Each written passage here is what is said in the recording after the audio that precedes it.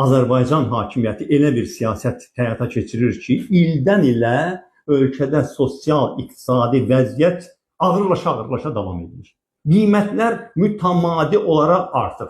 Baxın, 2020-ci ildə biz o möhtəşəm qələbəni qazanıb torpaqlarımızı azad etdik. 2021-ci ilin yanvarından başlanmış qiymət artımı və yüksək inflyasiya prosesi 5 ildir ki, davam edir. Aramsız, fasiləsiz qiymət artır, inflyasiya artır. Nəyi hökumət özü tənzimləyirsə, onu tarif şurası vasitəsilə qiymətini qaldırırlar. Nələri də güya bazar adı ilə bazar tənzimləyir, onu da əlbəttə ki, monopolist yenə də özləridir, onun da qiymətini qaldırırlar. Və artıq Azərbaycan xalqının həqiqətən də belə deyək də, o dözüm limiti bitmək üzrədir. Bilirsiniz, elə son bir neçə ayın ərzində nə qədər qiymət artımına gediblər, onların bir hissəsini hələ Azərbaycan xalqı hiss eləyə bilmir. Mən məsələn bir nümunə deyə bilərəm ki, bir dostum mənə danışdı ki, o oturub hesablayıb ki, cəmi 4 nəfərdən ibarət olan ailə üzvləri, özü həyat yoldaşı, bir oğlu və bir qızı.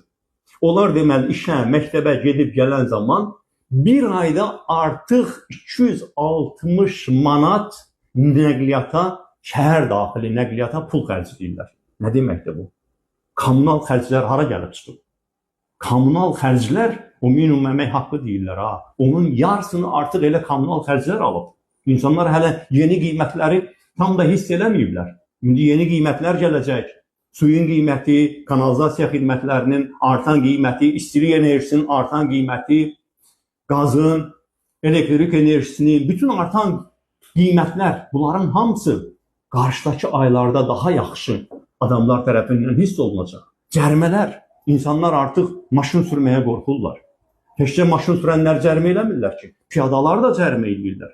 Ekologiya adı altında ən müxtəlif cərimələr uydurub atıblar ortalığa, deməli insanları ən müxtəlif üsullarla cərimə edirlər. Bəs vergilər, indi deməli ağır vergilər qoyurlar insanlara. O cümlədən kiçik biznesə, fiziki şəxslərin gəlir vergisinə, rüsumlar artırıla gedir. Ölkəyə kənardan da heç nə gətirə bilmirsən. Ölkənin daxilində onsuz da yoxdur heç bir istehsal.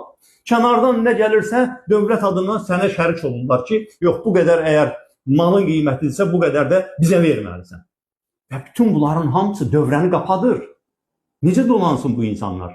Necə insanlar bu saat onun dərdini çəkirlər ki, baxın, indi kirayəyə də axı gətirdilər, vergi qoydular. İndi bu evini kiraya verənlər nə edəcəklər? Onlar istər-istəməz kirayənin qiymətini qaldıracaqlar. Bilirsiniz, təkcə Bakı şəhərində nə qədər insan kirayələrdə yaşayır? Neçə yüz minlərlə insandan gedir söhbət. İndi onlar bilmirlər kirayəyə ev tapmağın fikrini çəksinlər. Bilmirlər nəqliyyata gediş-gəliş haqqının ödənməsinin fikrini çəksinlər. Bahalaşmış hal-hazırda internet və mobil telefon xidmətini necə ödəsinlər? Evlərini necə qızdırsınlar? Artıq havalar soyuyur. Birazdan daha da soyuq olacaq. Bu insanlar necə evlərini qızdırmalıdırlar? Ona görə də insanların dərdi həddindən artıq çoxdur. Artıq borc almağa ünvan qalmayıb. Son bir neçə ildə Azərbaycanlıların banklara olan istehlak borcları 2 dəfəyə yaxın artıb. Təsəvvür edirsiniz, indi insanlar artıq bir-birinə borc da vermirlər. Artıq borc ala bilmək özü də bir imkan sayılır. Bir çox insanın artıq bu imkanları da tükənib. Şəhərdə görün nə qədər qarşınıza adam çıxır ki, artıq hər şeydən görünür ki, peşəkar dilənçi deyil. Amma pul istəyir səndən. Ahıl adamdır. Baxırsan, bəlkə də belə deyək də, təhsilli adamdır. Normal bəlkə də işləyib vaxtında. Amma indi ona elə vəziyyətə salıblar ki, o başqalarından pul xahiş eləməyə, çörək pulu xahiş eləməyə məcbur olur. İnsanlar son dərəcə dözülməz vəziyyətdədir. İl-ildən bəd gəlir. İş yerləri azalır. Müəllimləri belə işdən çıxardılar. Büdcə təşkilatlarını belə işdən çıxardılar. Sokarda işləyənləri belə işdən çıxardılar. Yuxarıdakı korrupsiya dəymirlər.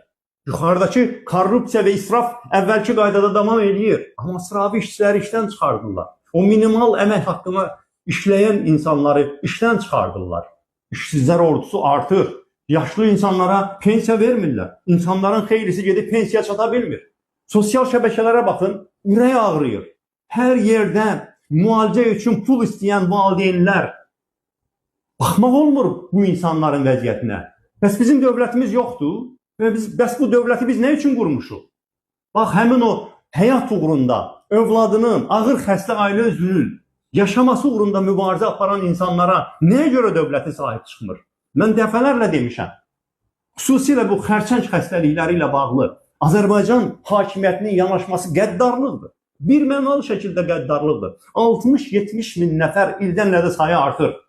Xərçəng xəstəsi var. Hərçənd ki, bu qeydiyyata düşənlərdir. Mən dəqiq bilirəm ki, orada müayinə də bahalı olduğuna görə, dərmanlar da bahalı olduğuna görə, xüsusilə kənd yerlərindən, imkansız ailələrdən, heç gəlib o, belə deyək, diaqnozu qoyan da yoxdur. O müayinələrə aparıb həmin adamları xərçəng siyahısına salan da olmur. Onlar elə səssiz, səmirsiz yaxınlarının yanında inildiyə dünyadan köçürlər. Onlar heç statistikaya düşmürlər. Amma rəsmi statistika ilə 60-70 min xərçəng xəstəsindən söhbət gedir.